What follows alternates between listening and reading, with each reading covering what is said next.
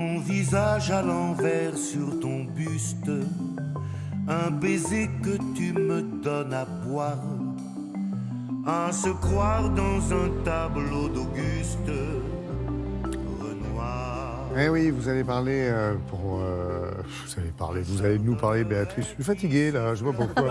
Bon, je vais Est-ce vous que vous avez aider. vu pour l'exposition Je vais consacrée vous à la aider. famille Renoir, c'est au musée d'Orsay, c'est à Paris. Voilà, c'est Oui, il s'est ça. accablé par les tweets, je crois. Renoir, père et Et fils. fils. Et fils, effectivement, on connaît l'illustre peintre Pierre-Auguste Renoir. On ne le présente plus, un des plus grands impressionnistes de la fin du 19e siècle, un des plus grands peintres de l'histoire de l'art en règle générale. Et son fils, Renard, a eu 3 enfants, mais l'un d'eux, son fils Jean Renoir, grand cinéaste aussi. Alors vous allez me dire, est-ce que le lien entre les deux était très fort? Est-ce que forcément l'héritage du père a conditionné le travail du fils? Oui, certainement, évidemment. Quand on est tout petit, que depuis qu'on prend la pause dans l'atelier de son père, que toute sa vie, on vit au rythme de la peinture, qu'on a l'habitude des couleurs, de l'image, etc., forcément... Les odeurs. Ça influence. Les odeurs, tout un univers, forcément, ça influence. Mais il s'est cherché un moment, il s'est essayé à la céramisme, parce que le père, Pierre-Auguste Renoir, voulait que ses enfants aient un métier manuel, parce qu'il pensait qu'on pouvait s'exprimer dans un métier manuel. Donc il a essayé la céramique. Son père est décédé, il avait 25 ans, il était jeune. Il a essayé la céramique. Ça ne lui a pas complètement convenu et il s'est dirigé, bien après la mort de son père, vers le cinéma. Alors, on parle d'un lien de cause à effet entre les deux. Oui, mais ce n'est pas que. Attention, Jean Renoir n'a pas forcément voulu copier son père, mais forcément, il y a une influence. Regardez, c'est au musée d'Orsay.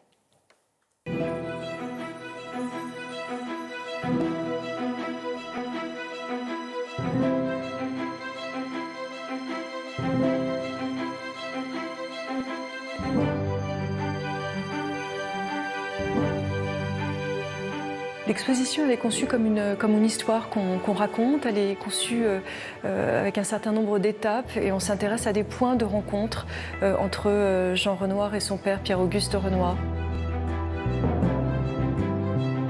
Le but de l'exposition, ça n'est pas de débusquer, si je puis dire, des tableaux cachés dans les films, parce que je pense que Jean n'a jamais vraiment fait ça. Il n'a pas cherché à transposer un tableau et à en faire un tableau vivant, en quelque sorte.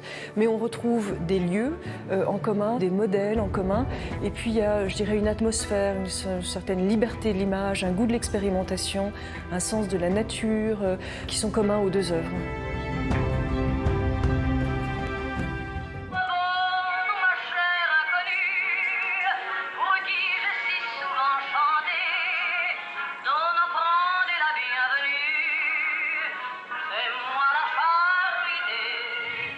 Dans un film qui s'appelle French Cancan, qui se passe à Montmartre, lieu de l'enfance de Jean Renoir, lieu où son père a peint certains de ses tableaux les plus célèbres, comme le bal du Moulin de la Galette. Jean Renoir fait des allusions, des petits clins d'œil à son père. Trop rousse de gloire éclabousse ton jupon plein de trous. Pierre-Auguste Renoir a beaucoup peint sa famille, ses fils en particulier, parce qu'il aimait avoir des modèles qui lui étaient familiers, il n'aimait pas les modèles professionnels. Et ça, c'est aussi un aspect qu'on retrouvera dans l'œuvre de Jean Renoir, dans sa relation avec les acteurs. Jean Renoir est quelqu'un qui s'est cherché avant de devenir cinéaste. Il est venu au cinéma par amour pour une femme, Catherine Essling, celle qui devient la première actrice de Jean Renoir, celle pour laquelle il devient cinéaste. C'est aussi le dernier modèle de son père, et Jean dira d'ailleurs que c'est le dernier cri d'amour dans l'œuvre de son père. Jean Renoir éprouvait vraiment une admiration éperdue, je pense, pour l'œuvre de son père, qui a été un modèle à la fois qui l'a inspiré, mais qui a pu aussi l'écraser. Ça n'est pas facile d'être le fils d'un des plus grands peintres. Cette exposition, au-delà de la relation artistique entre les deux hommes, c'est aussi une exposition sur les liens qui unissent un père et son fils à travers l'exemple de Pierre-Auguste Renoir et de Jean Renoir.